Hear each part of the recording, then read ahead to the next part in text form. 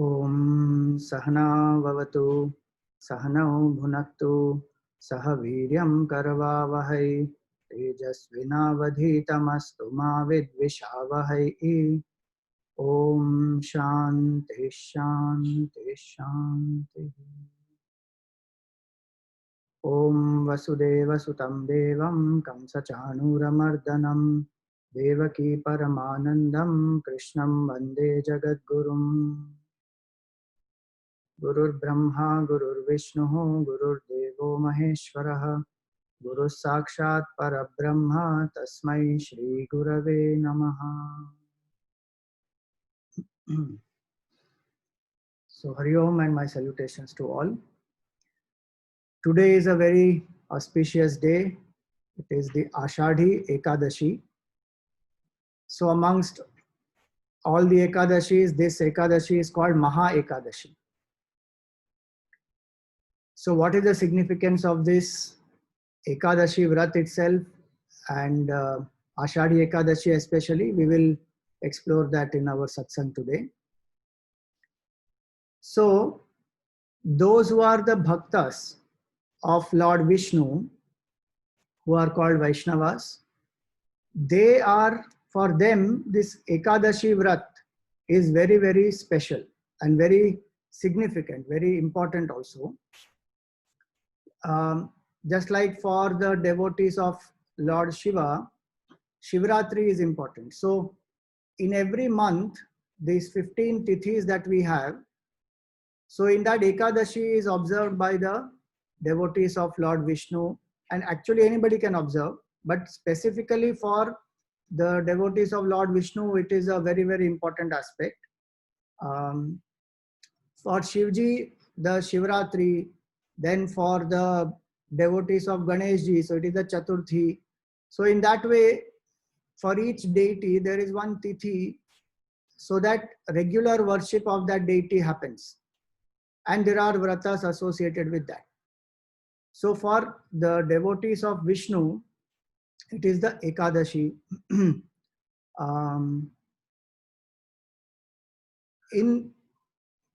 You see, from childhood, many of us must have been aware of Ekadashi. And when we think of Ekadashi, we generally think of fasting.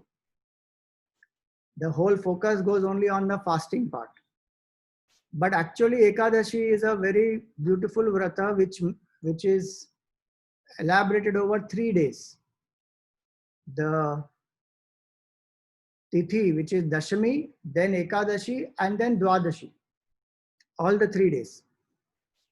Why? Because in this Ekadashi Vrat, what has to be actually done is like this. The process of Ekadashi is like this. On the 10th, that is the Dashami day, the devotee, after waking up, getting ready, takes the Murti of Bhagavan Vishnu and with Panchamrit does the Abhishek of the Lord and takes a Sankalpa that I am going to perform the Ekadashi Vrat.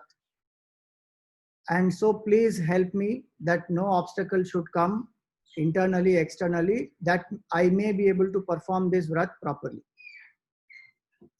So on the Dashami day, the person starts, and the fasting actually starts on the Dashami day itself. In the afternoon, the person will start the meal, that person will skip. And the person will do the ritual, Abhishek, worship the Lord, etc. Then on the 11th is the Ekadashi day, when the devotee, Dashmi on the night, the Dashmi dinner is skipped, not the afternoon lunch, Dashmi dinner is skipped. The Ekadashi lunch, Ekadashi dinner, and the breakfast of 12th morning. So 4 meals the devotee skips actually in Ekadashi. So on the Ekadashi day, the devotee wakes up, does the puja of the Lord. That day the devotee has to actually create a whole mandap and worship the Lord, decorate the Lord, do the whole Shodasha Upchara puja. And there's a very beautiful shloka which the devotee chants while worshipping the Lord. And that shloka is in this Narad Puran very nicely. It says, Ekadashyam niraharaha sthitva chaham parehani bhaksheham pundarikaksha sharanam me bhavachyuta. It's a very nice shloka. That he says that Ekadashyam, on this Ekadashi day, I will not eat anything, O Lord. Nirahara. No food on Ekadashi day. That is the best option. One should drink only water and worship the Lord that day. So he says, Niraharaha, Ekadashyam Niraharaha. Sthitva cha aham pare ahani. Morning and night, both, the devotee keeps awake, chanting the name of the Lord, singing the glory of the Lord, listening to the katha of the Lord, doing the japa of the name of the Lord, mantra of the Lord. And if one feels tired, one can lie down on the ground for a while, but one has to be awake. And pare ahani, bhokshyeham pundarikaksha. He says, "O Lord,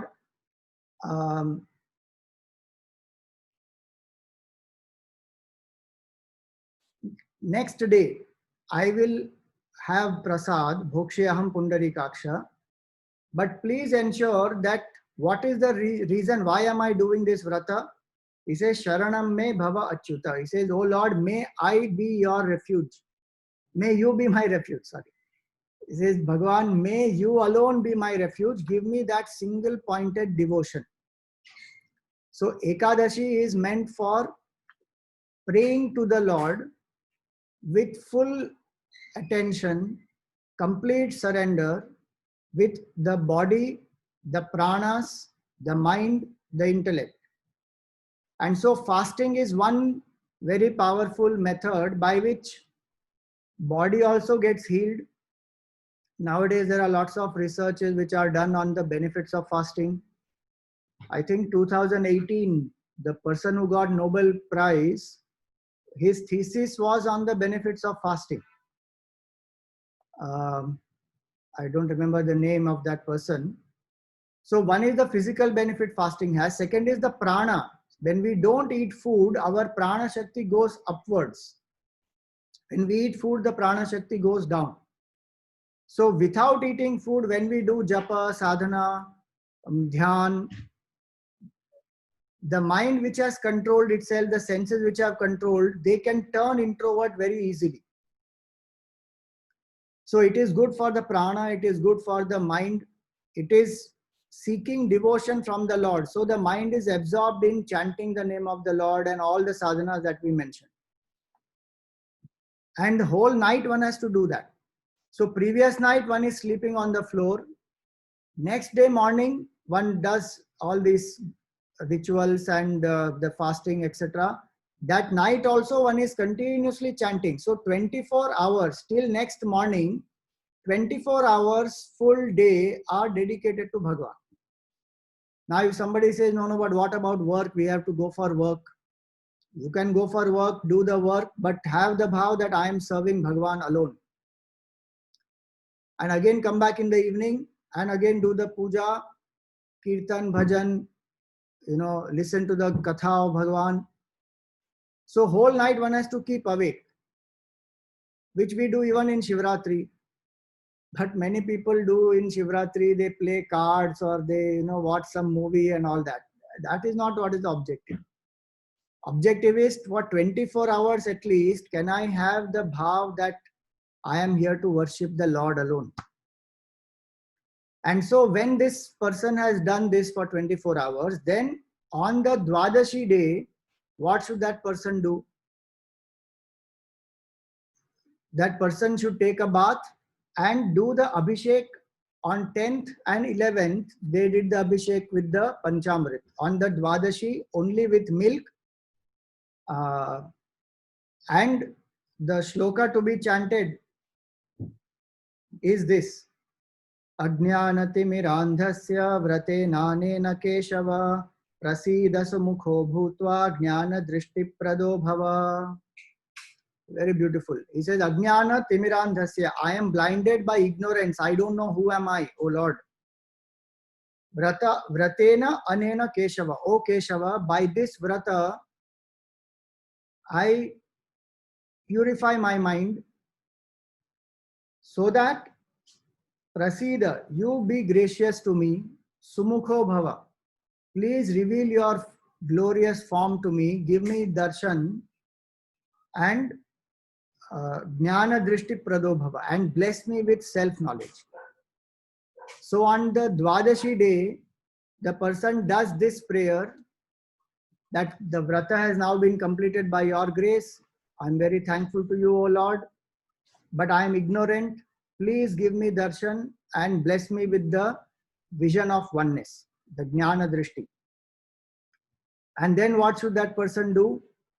If possible, that person should do some, feed some of the brahmanas and give the dakshina and then do the pancha mahayagnas. So in our culture, we believe that we are under a debt.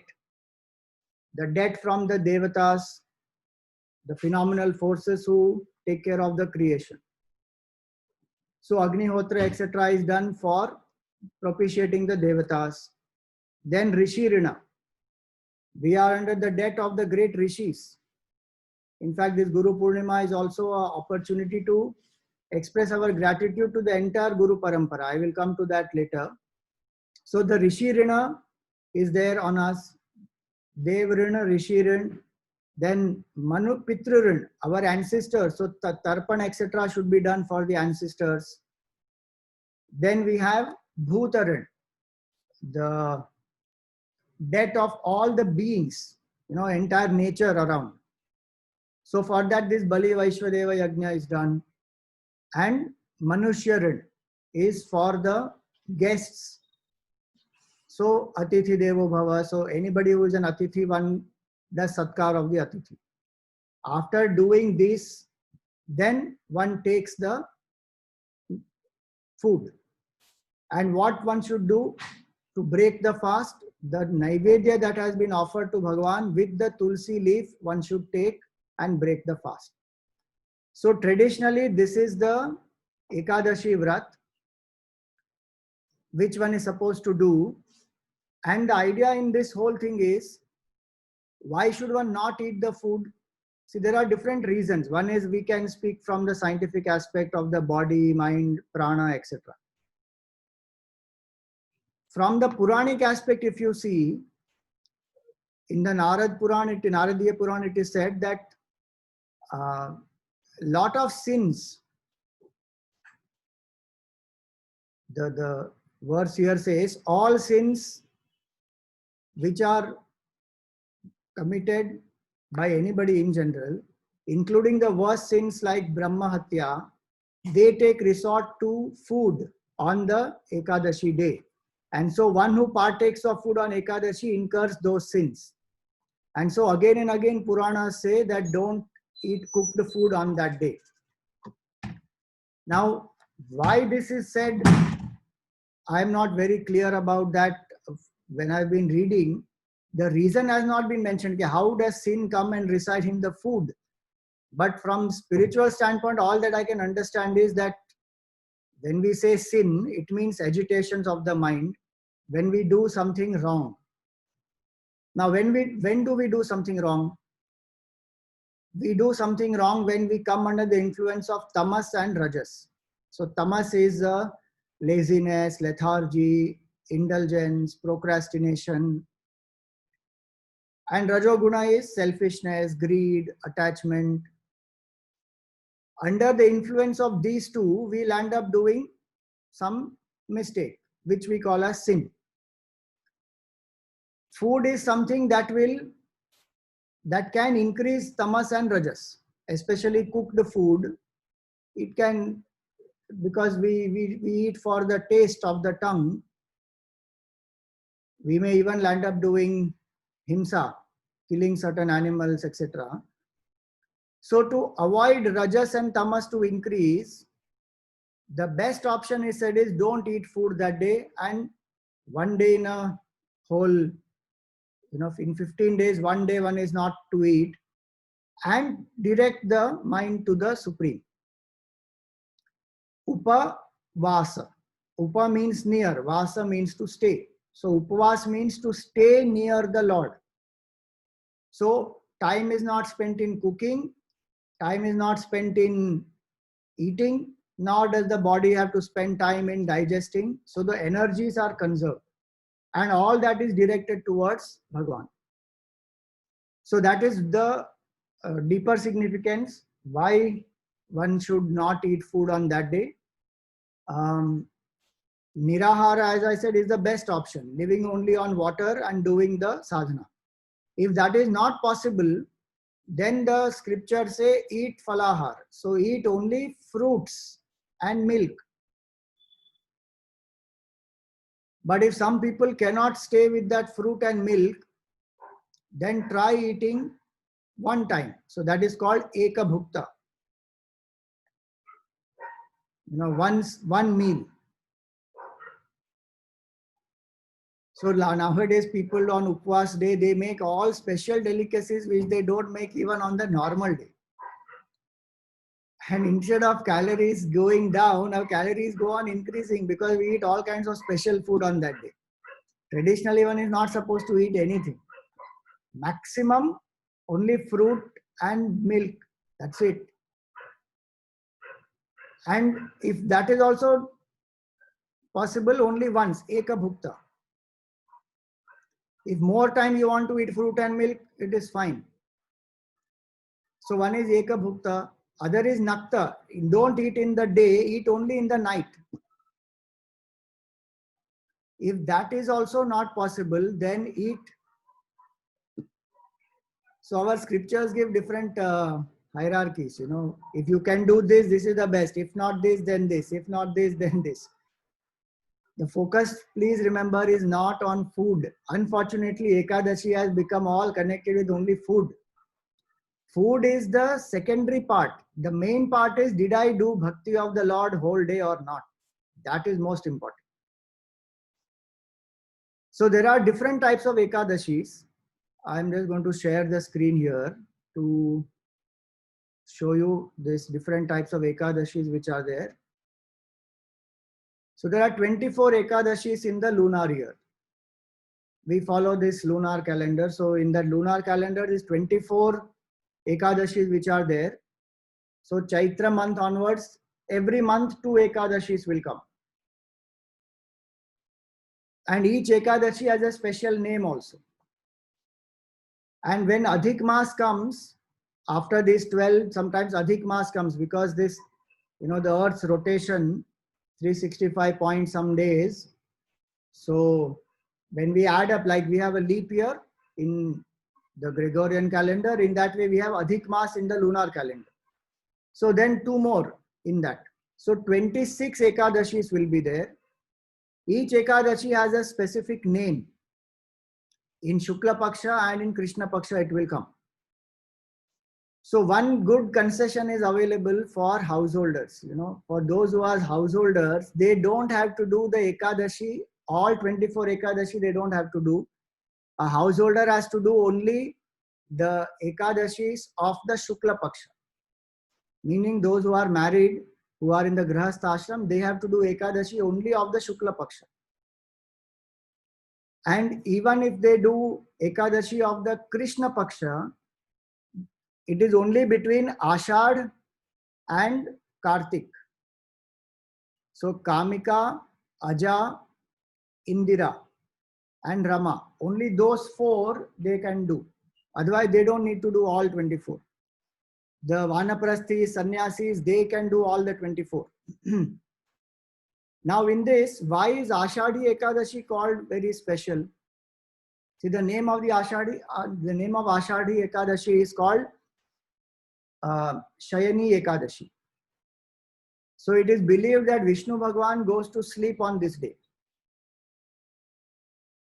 And he will get up in this Kartik Shukla Ekadashi, which is called Prabodhini. Bodha means to wake up. Prabodha means Bhagwan wakes up.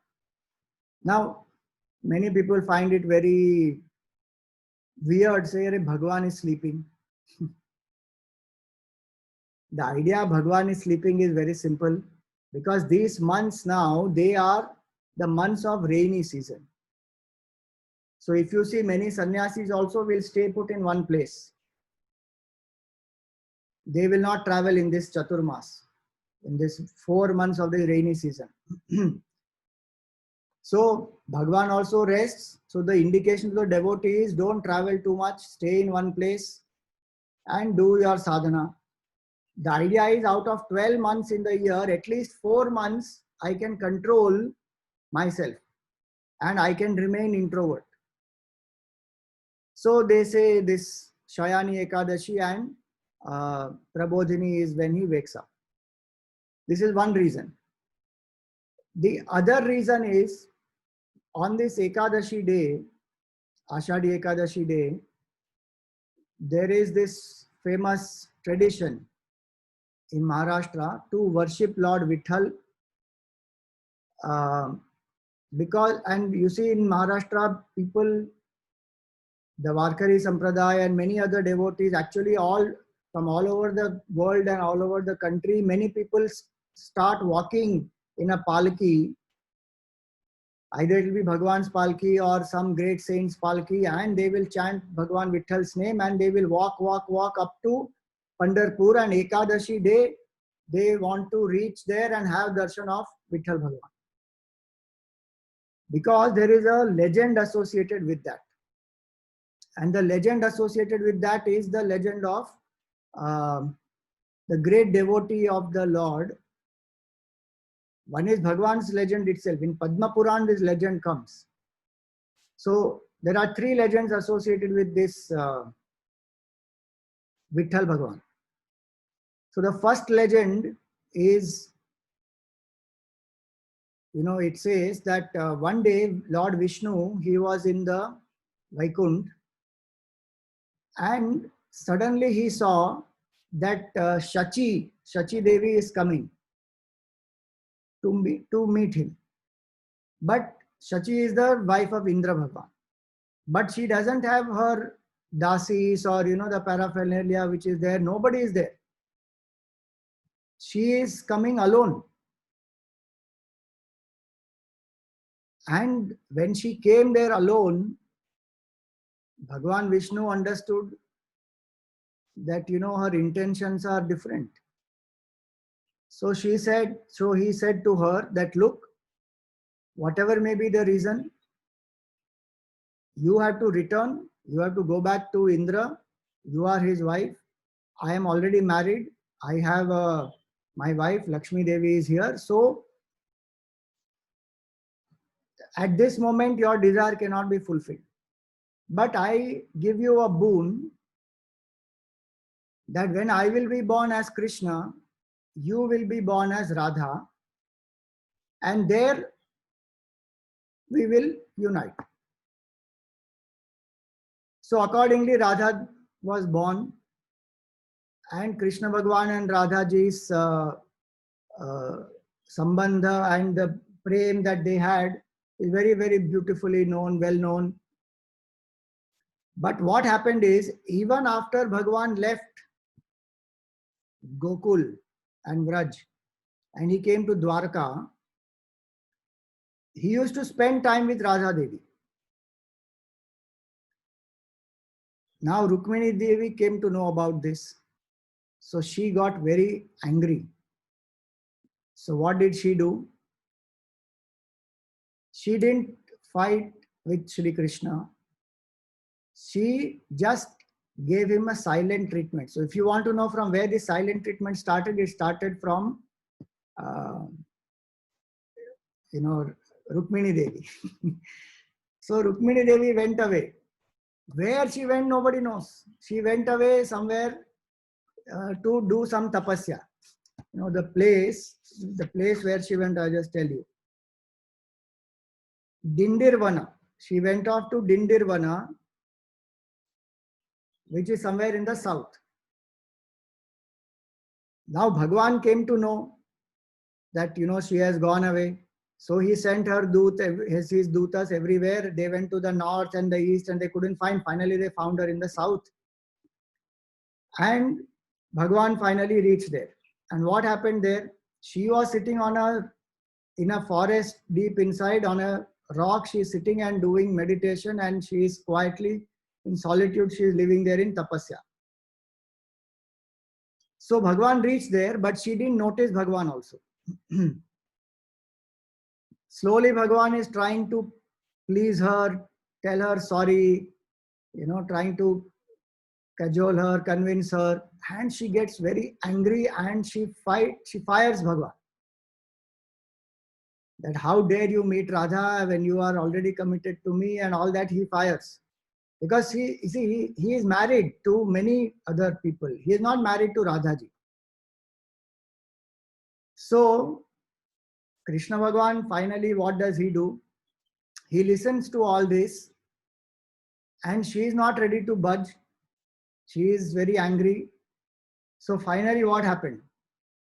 He is doing counter tapas. If she is sitting on the rock, he is standing like this in front of her and he says, I will not move until you are ready to come back with me. So now Bhagwan is standing in that pose, which is the pose of Vitthal Bhagwan. So Vitthal and Rakumai, when we say Vitthal Rakumai, this is the legend in this Padma Puran, it comes. In this Panduranga Mahatmya, it comes. So now he's standing there only. Just like this, he's standing. She is also not budging, he is also not budging. Both of them are waiting there. What is it called? Deadlock has happened. So now how to break that deadlock? So then comes this Pundalik, the devotee who is Pundalik.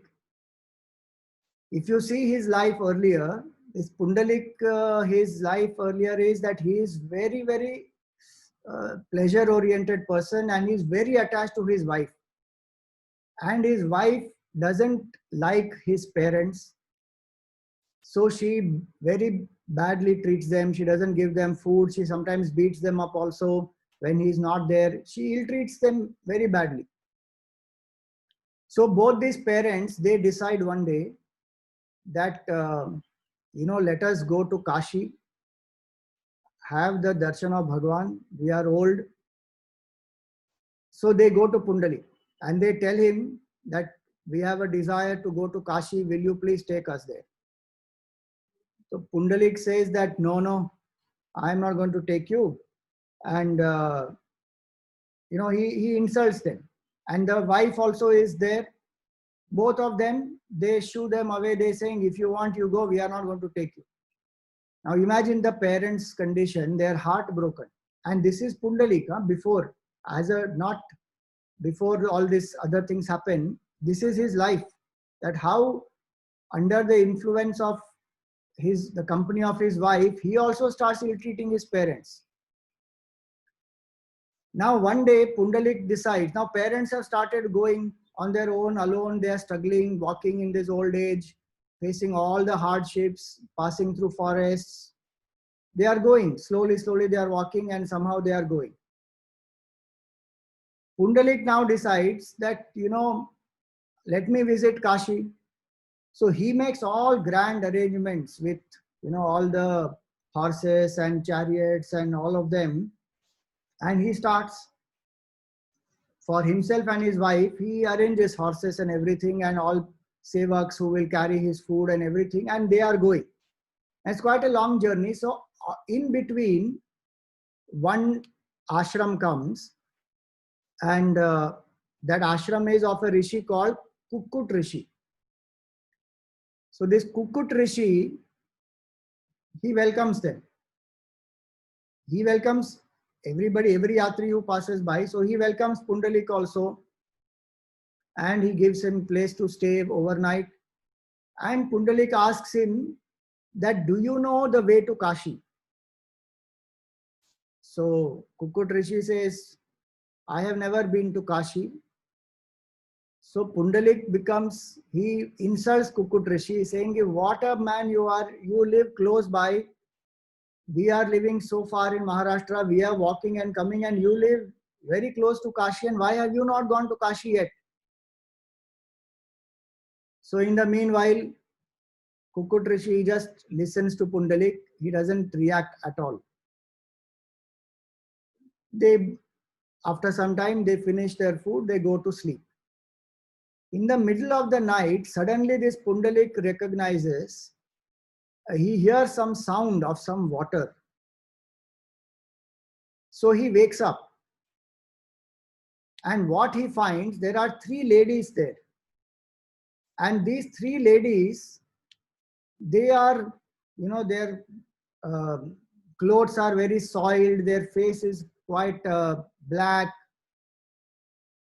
and they are very exhausted, tired, but they seem to be sprinkling some water in that ashram, and they are cleaning up that ashram. And what he finds is, suddenly, when they have finished cleaning the whole ashram, they have become very bright, they are glowing, their clothes have turned into, as though they are clean, washed, they are glittering. So he is very surprised, and he goes to them and he says, "Who are you?" So they say, "We are Ganga, Yamuna and Saraswati." And they say that, the whole world comes and takes a dip in us, in all these tirthasthans, and their papa we take away. But where do we go to remove this papa? So they say that we come here to the ashram of Kukut Rishi, and we do seva here, and we purify ourselves. So this Pundalik says, but how Kukut Rishi has this power? So the 3 Devis, they tell him that, he has served his parents so devoutly that sheerly by the power of his selfless service of his parents, he has cultivated this, he has got this siddhi.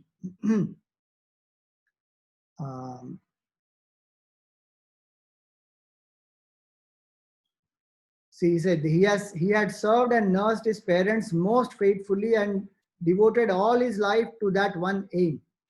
And thus he has accumulated a lot of punya. Now Pundalik, it is a wake-up call for him that how he has treated his parents.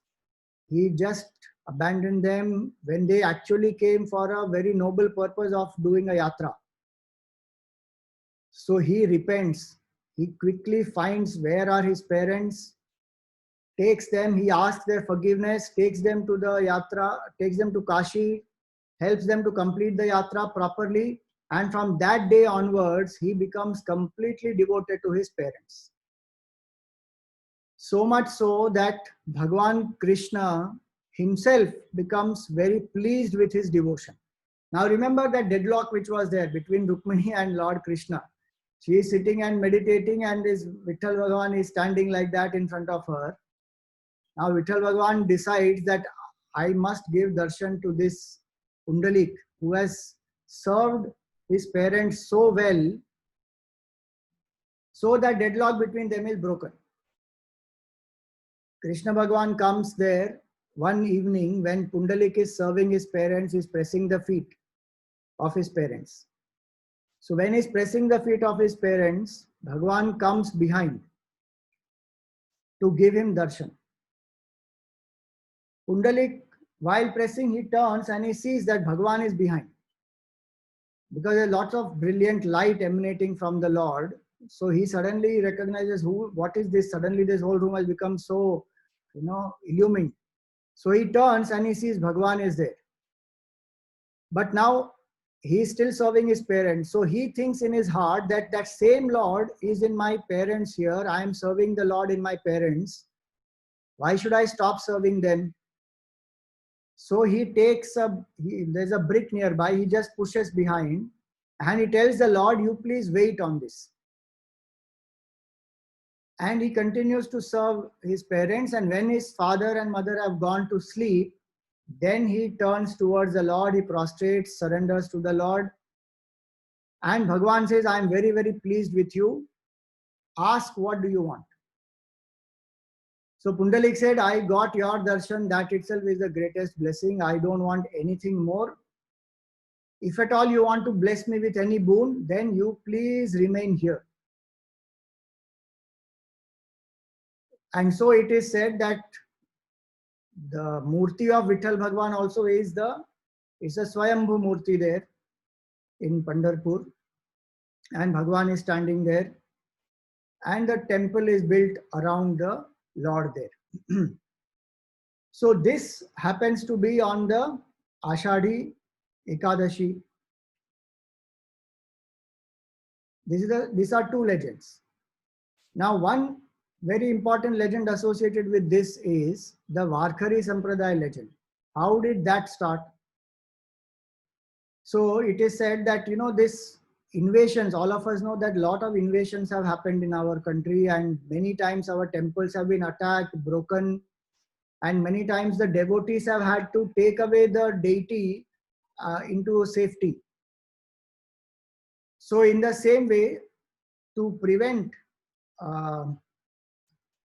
the desecration of the temple and the deity, Krishnadevaraya from Vijayanagar in 1510, so between 1510 to 1526, he took the Murti of Vitthal Bhagwan and he established in a temple in his kingdom. So took away from Pandharpur and took to Udaygiri.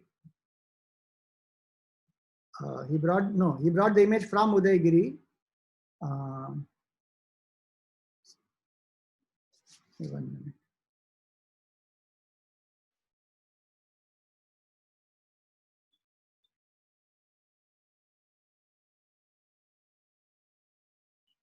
He took it to his capital. He took it to his capital itself, and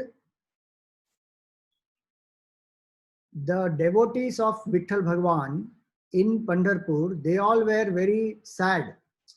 In one way, they are happy that Bhagwan's Murti is safe, but it is no more in that area now. And the Murti has gone to Vijayanagar. So now what to do? So there was one great devotee of the Lord called Bhanudas. So this Bhanudas, he is the great grandfather of the great Saint Eknath Maharaj. So this Bhanudas, he came to know that the Murti has been taken away in this way. Because he went to Pandharpur and he saw Garbhagriha is empty, Murti is not there. So he found out what happened. They said Krishnadevaraya has taken it.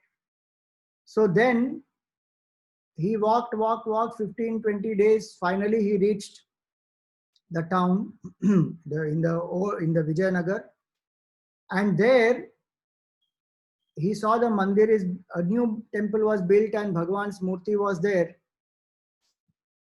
So interestingly, he reached in the evening. By the time he found out the temple, it is night. So when he reached there, suddenly all these guards and all of them have gone to sleep. And he was straight able to go, and he prostrated to the Lord. And he told the Lord that, "Oh Lord, all your devotees there, they are suffering. You are not there. You are here." And so Krishnadevaraya had actually decorated the Lord with lots of precious, ornaments and bejeweled crowns and all that. But Bhanudas went, he prostrated to the Lord, and he was very fervent in his prayer that, "Oh Lord, you have to please come. Your devotees all are waiting there and they are very eager. So you have to please come there." So Bhagwan said, "Okay, I will come."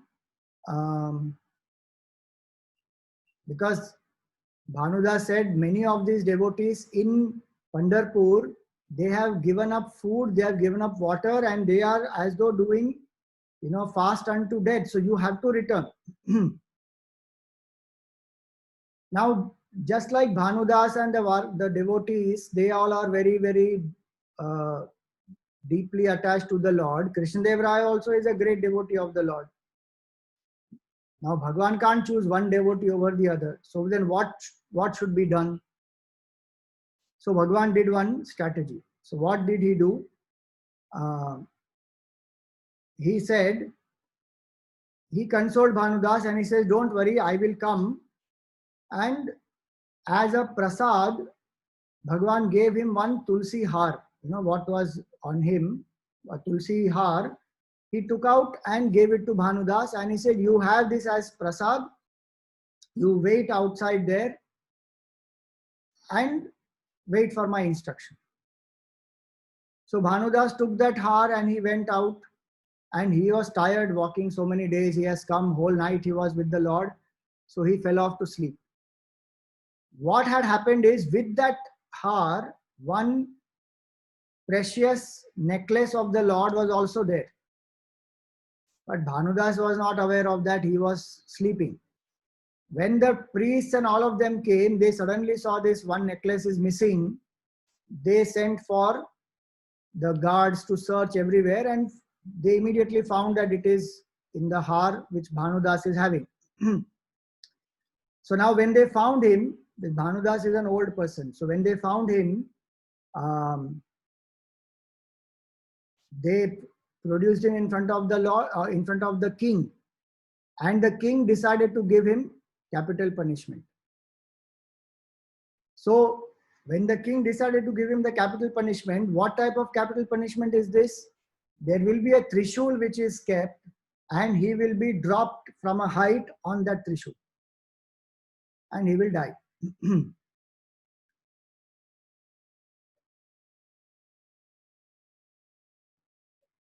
Throughout this whole incident, Bhanudas never told the king that who he is and what he has come here for, and Bhagwan only gave him the har, nothing. He was only singing glory of the Lord. So when they took him to a particular height to drop him, just before they were going to drop him, that entire trishul transformed into a huge tree with lots of branches and fruits and flowers and all that. And all these people, they were surprised that what happened. Finally, the news reached Krishnadevaraya, and he comes there to meet Bhanudas. And Bhanudas tells Krishnadevaraya, because he asks him, who are you? Please tell me, you are not an ordinary person. So Bhanudas tells him that I am a devotee of the Lord. I just came here to request the Lord to come back, because there are so many devotees there. They all are waiting, and they all need darshan of the Lord. So it is said that Krishnadevaraya decorated a beautiful palki, kept the Lord in the palki, and all the devotees, they gathered and they formally took the Lord in the procession, walking, singing, doing the Hari Kirtan. And the day they arrived in Pandharpur is the day of this Ashadhi Shukla Ekadashi. And so the return of the deity, return of the native, is celebrated on every Ekadashi by a chariot procession even today. And passages from Bhanudas's own works and literature of saints, many saints have supported this whole story, like Vaidyaraj Tirtha, Shrida Vitthal, etc. They support this whole story. And so this sampradaya has now started of the Vari, the Varkhari Sampradaya, the Vari which they take. So they have specific rules for that also. So each of them, they will have one topi, they will have tilak, they will have tulsi, they will be wear tulsi in the hand, they will be wearing some mala, they will have a flag. So all these accessories they will have, and they will walk. And people on the way, they will seek bhiksha, and people will arrange food for all of these yatris, etc. So today is the auspicious day when Bhagwan as though returned to his place in Pandharpur. Symbolically, for the jiva has forgotten the Lord. And it is this self in us which we have forgotten. We have to come back to that self. So Ekadashi from the Vedantic standpoint means to turn the 10 senses, 5 senses of knowledge, 5 senses of action, and our mind. These 11, when we control them, when we don't see, hear, taste, smell, touch anything, when we don't move, when we don't speak, when we control all the senses and we surrender the mind completely to the Lord, then what happens? The person becomes one with the Supreme. In the Gita, Bhagavan gives a very nice shloka for this. He says that Vishaya vinivartante niraharasya dehina. When a person lives in sense control, the objects will start leaving that person. Why? Because the demand in that person has gone away. Till the demand is there, supply will keep coming. If the demand is not there, supply will also stop. Suppose we like to play any sports, then we will have company of such friends who will love that sport. People who like to drink, who like to go in a club, then they will have people like that who have similar mindset. So the company will be like that. But if they change their mindset, they stop going to the club, or they stop drinking, or they stop playing any sport, or they shift to another sport, then their company also will change. In the same way, when we don't eat food or when we control our senses, our dependencies on sense objects, they will stop. So the objects also will withdraw. But there is a rasa in the mind. There is a tendency in the mind which is there. Externally, object has gone, but the craving may still be there. So it's called rasa varjam. Without the craving going, the objects only have withdrawn.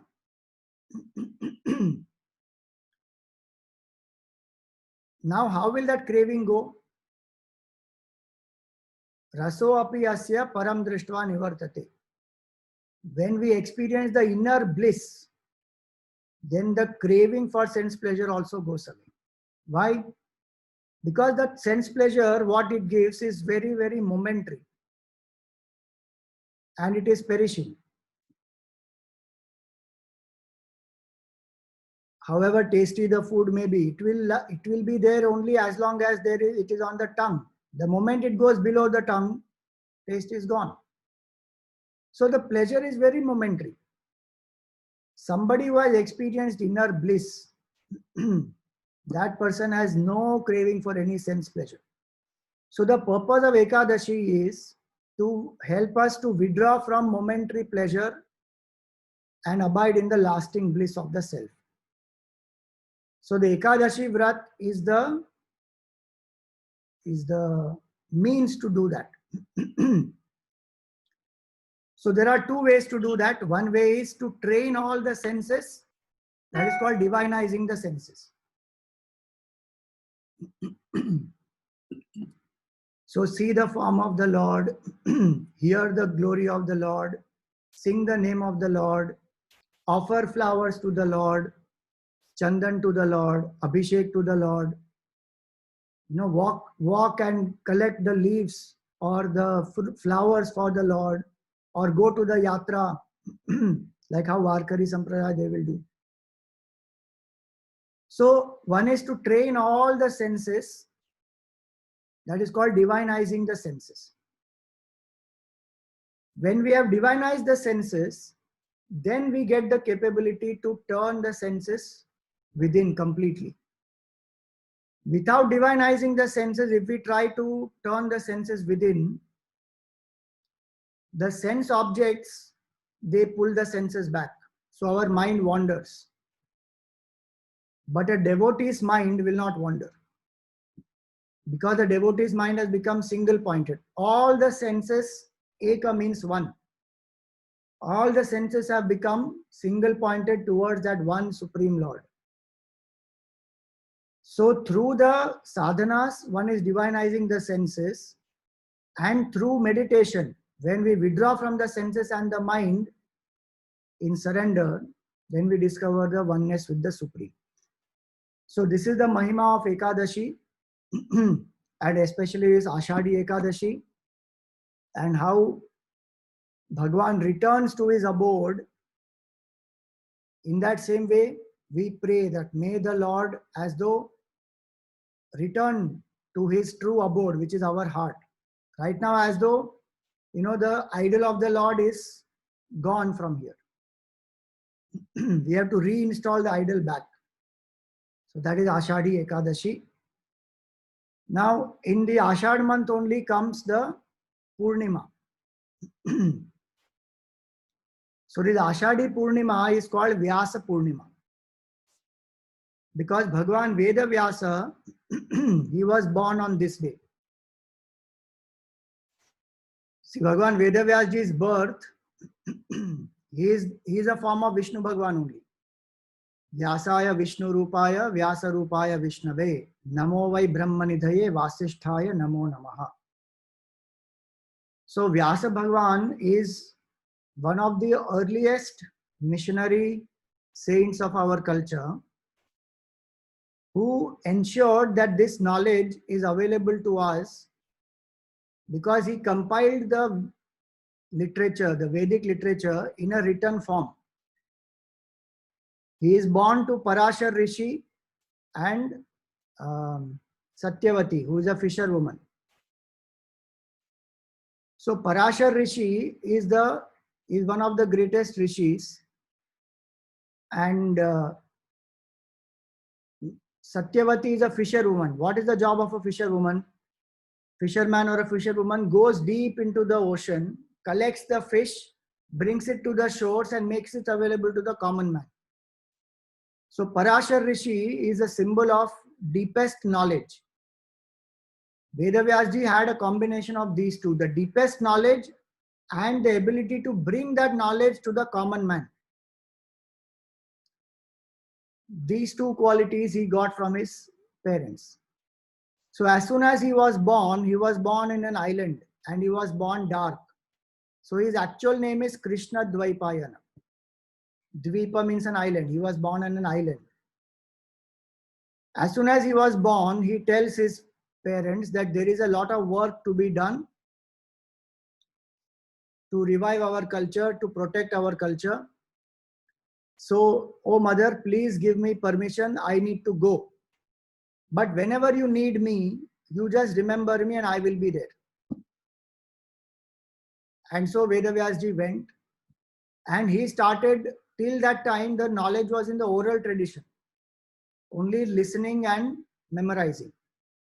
He wrote it down, he compiled it. So Vyasa means a compiler. Literally the meaning of Vyasa means compiler. So one who compiled the Vedas, classified them into 4, and each Veda he gave proper sections. Karmakand, Upasana, Jnanakand, broad divisions of every Veda he made. So he systematized this knowledge. And Vedic knowledge is not easy for everybody to understand. So what did he do? He wrote the 18 Puranas and the 18 Upapuranas through stories. So the Vedantic principles can be explained in simple stories also. And as one grows, one will know the deeper significances of that. Then he wrote the Mahabharata. So that in daily life, what a human being goes through, all those various emotions, positive, negative, everything he depicted in that, it is like the case studies. That how a certain person lives with certain values, what result will that person get. So a beautiful case study. If each character of Mahabharata is analyzed, there is lots to learn from them. And then he wrote the Brahma Sutras also. So what we owe today, what we are aware of today, the Vedic knowledge we have today is hardly 10% of the knowledge that was available. If Vedavyasji had not written it down, what we have today also would not be available. So Guru Purnima is the day when we express our gratitude to the entire Guru Parampara. So there are 2 main Guru Paramparas. One is Shivji's Parampara, other is Vishnu Bhagwan's Parampara. And it is these 2 Paramparas that go on because of which this knowledge has been there. And on the Vyasa Purnima day is when we express gratitude to the Guru. Why? Because this knowledge of the self cannot be got without a Guru. You know, one person asked Gurudev, Swamiji, why do we need a Guru? We have so many books and cassettes and tapes and, you know, commentaries. Why do we need a Guru? So what Gurudev said, you know, go and ask this question to the book. Guru is required because it's very strange why people ask that question also, why a Guru is required. See, without the presence of the Guru, ignorance that is there, which is binding us, the root cause of our sorrow is ignorance. That also we don't know. That we are bound, that also we don't know. Guru comes into the life and says, Arey, you are bound. Why are you wasting your time and your entire effort in running behind the temporary? Your nature is absolute bliss. But you are living like though you are living as though you are a finite individual. You are infinite absolute bliss. So the awareness of bondage also comes because of the Guru. That there is a path to realize that supreme, that is also indicated by the Guru. As we walk the path, there are so many obstacles that come. It is literally the grace of the Guru that protects us. You see, even Krishna Bhagwan and Bhagwan Ram had a Guru. If Bhagwan has a Guru, then what to talk about us? Krishna Bhagwan's Guru was Sandipani Rishi, Garg Rishi, like that, many. Ram Bhagwan's life, if you see Vashishta Rishi, Vishwamitra Rishi, he learned from Valmiki also, he learned from Vamadev Rishi, he learned from Agastya Rishi, Bharadwaj Rishi. How many people he learned from?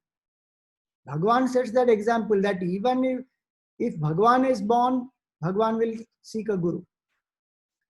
Adi Shankaracharya ji, he also had a Guru. Avatar Purushas also have a Guru. Great saints also have a Guru. So without Guru, it is not possible to gain knowledge. So Guru's grace makes us aware of the bondage, makes us aware of the state of liberation, makes us aware of the path. Because which path to take, how do we know? It is not a standardization formula. Every jiva comes with their own vasanas, their own karma bondage. How to walk the path? What are the stages in that path? When you walk the paths, what are the obstacles that come? All that is the grace of the Guru, the knowledge and the guidance of the Guru that leads the disciple forward. There are so many temptations that come which distract the disciple. It is Guru who again brings the disciple back to track. It is the Guru who finally helps to prepare the student also, purify the mind. Why is a Guru Parampara essential? You know, to belong to a Parampara is a great blessing.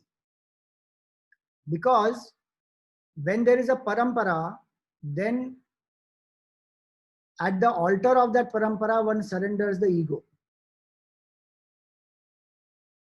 Also, one knows that ultimately the Supreme Lord only is the Guru, because if you trace back the Parampara, it will come back to the Lord only. And also the importance of Parampara is it is a time-tested knowledge. It is not one's own creation.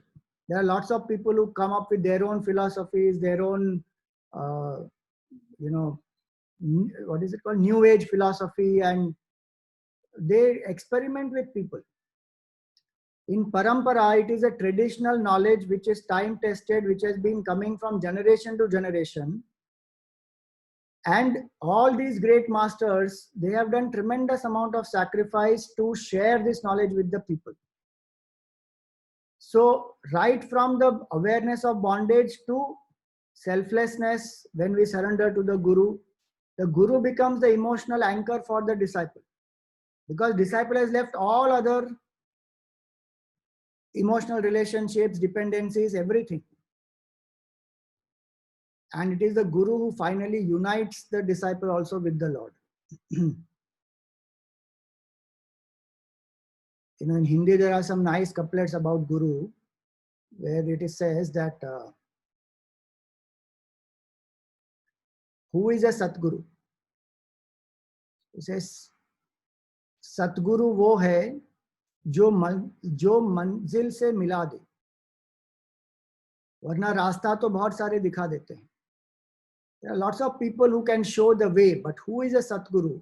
One who can make you one with the Lord. And to get the company of such a great master, to find a realized master itself is difficult. To come under the parampara of such great masters is a great, great, great blessing. So each of you may have some gurus in a parampara. Guru Purnima day is the day to express gratitude to the gurus. Because a lot of punya karma is required to find a guru, to sustain with a guru also. One Gujarati couplet says very nicely, Bhoy suwadu bhukho maru uparthi maru mar, atlu karta jo hari bhaje to kari nakhu nihal. Meaning, I may make you sleep on the floor, I may keep you hungry, not give you food, and upon that I will beat you also.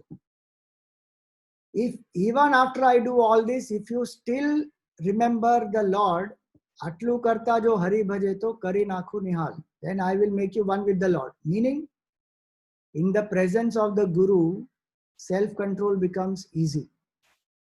Ego gets destroyed by the words of the Guru. The love of the Guru, one has to feel the love of the Guru. Shankaracharya ji has written that in the world, the highest example of love is the love of a mother. But the love of a Satguru towards the disciple is like the love of thousands of parents of thousands of lives put together. So that love, unconditional love of the Guru, one feels in the presence of that Guru. So on that day, you see in our culture, earlier there used to be two very important people in every family. One is Kul Guru and one is Kul Vaidya. What we know as family doctor and family Guru. Like Krishna Bhagwan's family Guru is Garga Rishi. So every family used to have a Guru. And earlier days, it would be, if somebody does not have a Guru, that person is called Nigura. And that person is condemned. Why? Because you still have not found an altar of surrender. Why are you wasting your time in life? So find a Guru is what the indication would be. So Vyasa Purnima is the day. See, generally in our country, we have been celebrating 5th September as the Teachers' Day. That has come much later. But this Guru Purnima is the day when the gratitude is expressed, because the teachers, if you see in our earlier culture, the Gurus lived a life of seclusion and tapasya, tyag, and they gave knowledge freely. The beautiful model which today people are slowly adopting was there in our Gurukul system, that students would stay with the Guru, serve the Guru, learn there for maybe 10, 12, even 15, 20 years. And the entire education was free. And then they go, if they feel grateful, if they feel that they should contribute something, Yatha Shakti, they will contribute for the education of the next generation of students which comes. So every generation of students would live in gratitude that somebody else has supported my education. They are not going with the arrogance that, I have paid fees, now you better teach me properly. None of that. They live with gratitude that somebody else has supported, so we are studying here. And more importantly, this Guru and the Guru Patni, they are like father and mother. They don't need to do anything, but they are doing it out of compassion. Otherwise, they can revel in the bliss of the absolute self. So this day is the day when we express gratitude to all types of Gurus. The highest form of the Guru is Satguru, one who makes one realize the absolute. But Even the others who teach secular subjects or art, science, dance, music, literature, any guru, anybody from whom one has learned something, one expresses the gratitude on that day. So that is the glory of the Guru Purnima day and the glory of the Guru Parampara. And so on that day, we are also having a program. There are 3 programs the whole day. In the morning, we will have the chanting of Guru Gita. I will put those details on the WhatsApp group. So Guru Gita is in the Skanda Puran, where the glory of the Guru is being explained by Shivji to Parvati ji. So we will be doing the chanting, the Parayan of that. Then in the evening, 4 to 6:30, I will be taking a satsang on various gurus, Vedavyas ji, Shankaracharya ji, great masters. And also listening to Gurudev on what he spoke on each of these masters. And we will also have a Paduka Puja in that satsang. Because on that day we worship the Padukas of the Guru and we chant the 108 names of Vedavyas ji. And our own Guru's worship also we do. And then evening 7 to 9:30 are some nice bhajans and other programs which are there. So Swami Tejomayananji will be leading the chanting in the morning, and in the evening also there are bhajans. So 3 programs through the day.